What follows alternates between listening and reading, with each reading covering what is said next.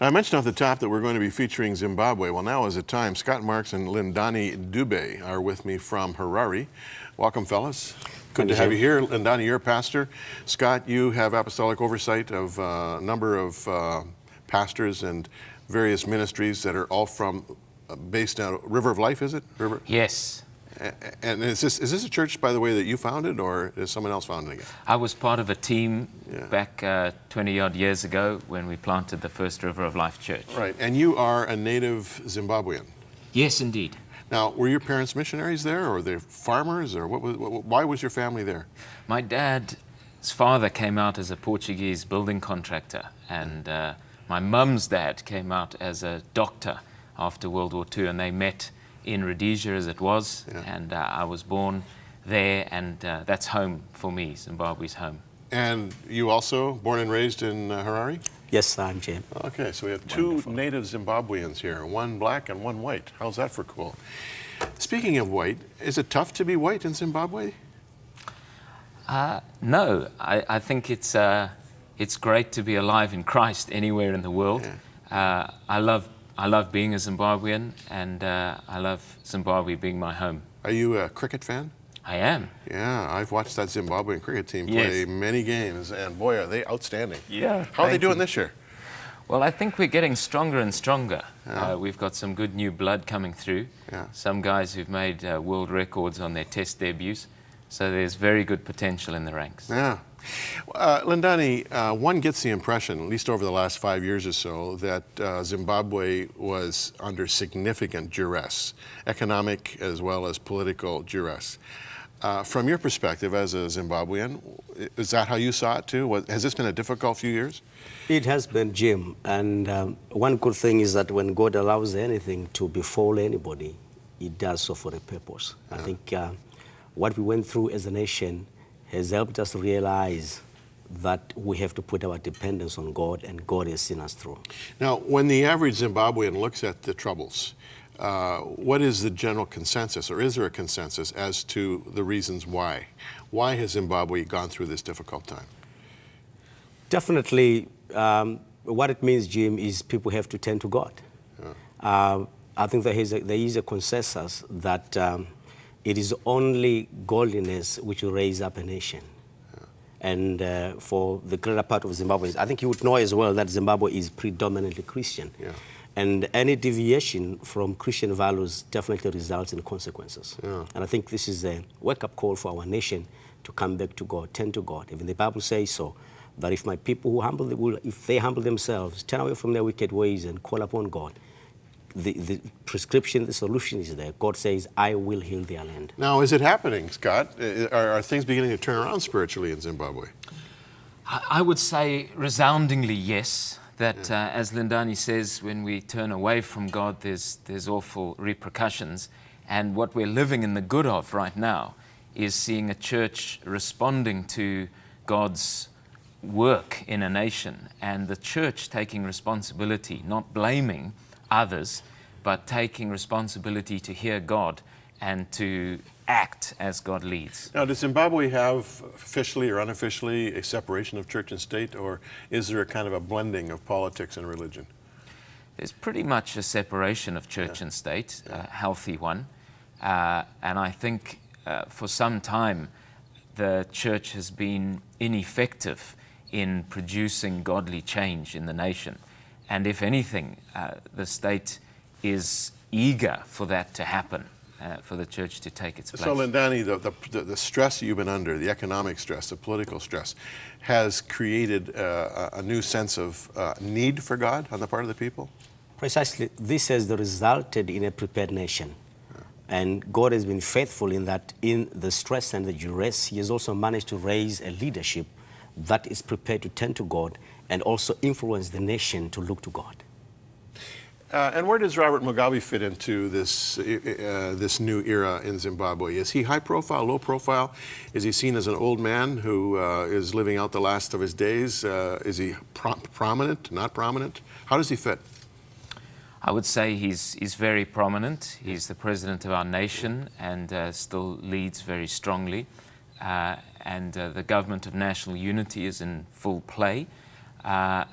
I would say the biggest way in which he features is a man whom we love as the church, that we would love to see, know and love Jesus and know the grace of God like everybody else. I find I pray for our president probably more than any other individual outside of my family. And so I believe he's part of God's plan for the nation, and God has used him in a wonderful way. Let's take a few pictures, look at a few pictures, I should say, of, first of all, your church ministry. Tell us what we're looking at here.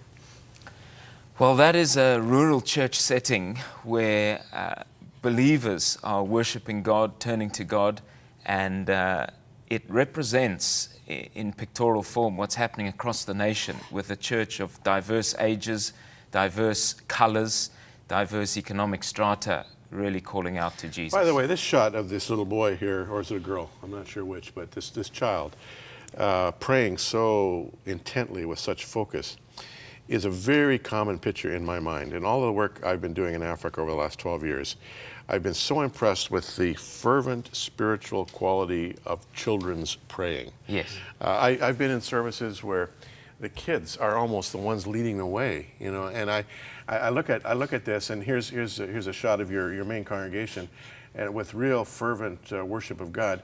And I say there's got to be something life-giving and hopeful about that. Yes, absolutely.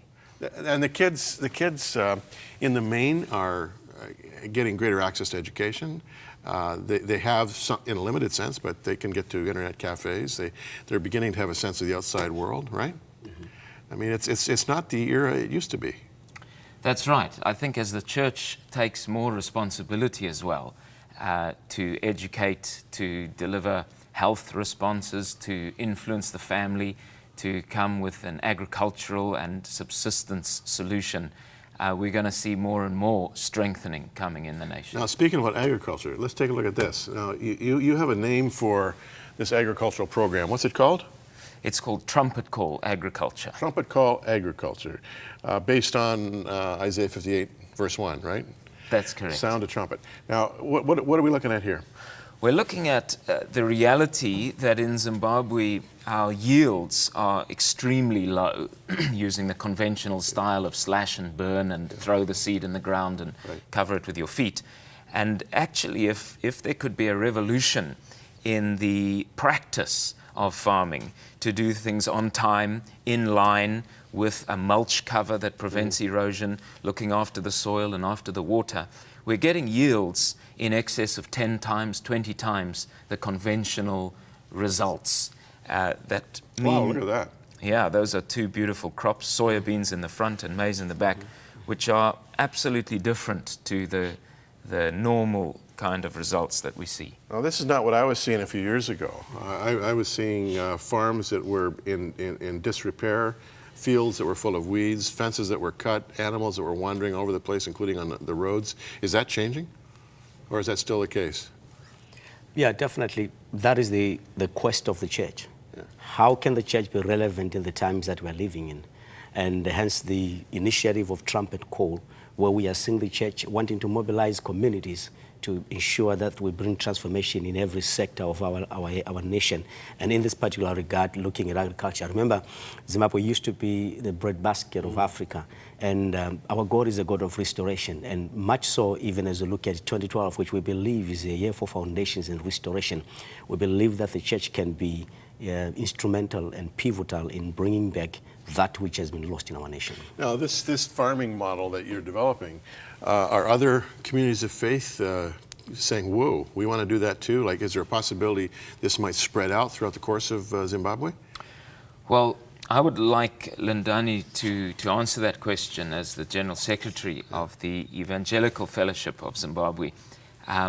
Really, the vision we have is to say if the whole church, representing a couple of million people in Zimbabwe, could change the way they farm, we could literally feed the nation that is dependent on about 500,000 to 1 million tons of imported staple diet every year. Now, to reach that kind of a sustainability model, is it daunting? I mean, is it going to take forever, or is it something that can be accomplished, say, in 10 years?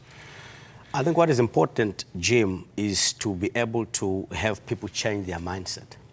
The vision of the Evangelical Fellowship of Zimbabwe, which is an umbrella body of almost about 300 member bodies currently, representative of denominations and church ministries, is to impact the nation in all aspects of life. And we believe that with this model, which the church has already bought into, we can, in no longer time, we can influence the nation, especially the issues to do with food security in our nation.